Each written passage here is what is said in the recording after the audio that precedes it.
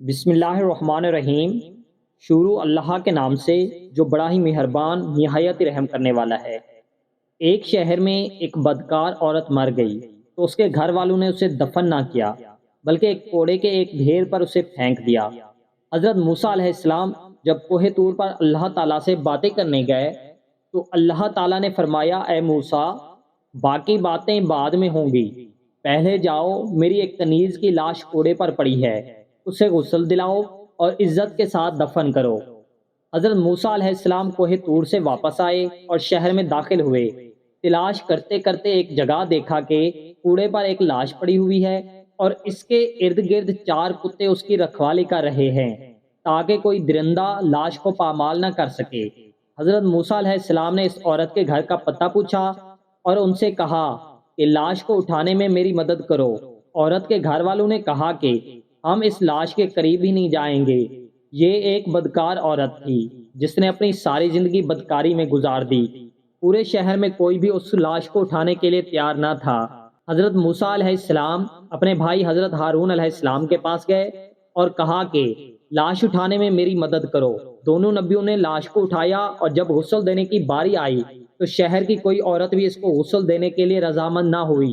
یہ دیکھتے ہوئے حضرت موسیٰ علیہ السلام نے اپنی زوجہ اور اپنی بہن کو حکم دیا کہ اس عورت کو غسل دو۔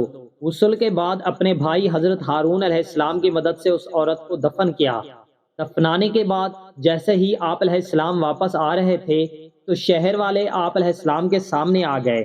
وہ سب مل کر آپ علیہ السلام سے کہنے لگے، اے موسیٰ، یا تو ہمیں اس بات کی وضاحت دو کہ ایک بدکار عورت کو اتنی عزت کیوں دی گئی، یا پھر وہ کلمہ جو آپ علیہ السلام نے ہمیں پڑھایا ہے ہم آپ کو واپس کرنے آئے ہیں۔ حضرت موسیٰ علیہ السلام نے لوگوں سے فرمایا، اے شہر کے لوگوں، جو حکم اللہ نے دیا میں نے اس کی تعمیل کی ہے۔ ہاں، اگلی بار جب میں کوہ طور پر جاؤں گا تو تم سب کو تمہارے سوال کا جواب مل جائے گا۔ یہ سن کر لوگ واپس چلے گئے۔ حضرت موسیٰ علیہ السلام کوہ طور پر گئے تو فرمایا، اے میرے پروردگار، اس شہر کے لوگ مجھ سے اس بات کی وضاحت مانگتے ہیں کہ ایک بدکار عورت کو اتنی عزت سے کیوں دفن کیا گیا۔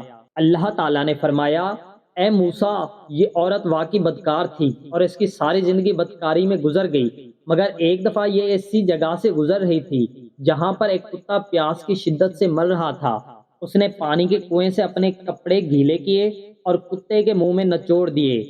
پیاسے کتے کے منہ میں جب پانی آیا تو اس کے تڑپتے جسم میں جان آ گئی۔ مجھے عورت کی یہ رحم دلی پسند آ گئی اور میں نے اس کے سارے گناہ معاف کر دیے اور موت کے فرشتے کو حکم دیا کہ اس کی روح قبض کر ڈالو تاکہ آئندہ یہ بدکاری نہ کر سکے۔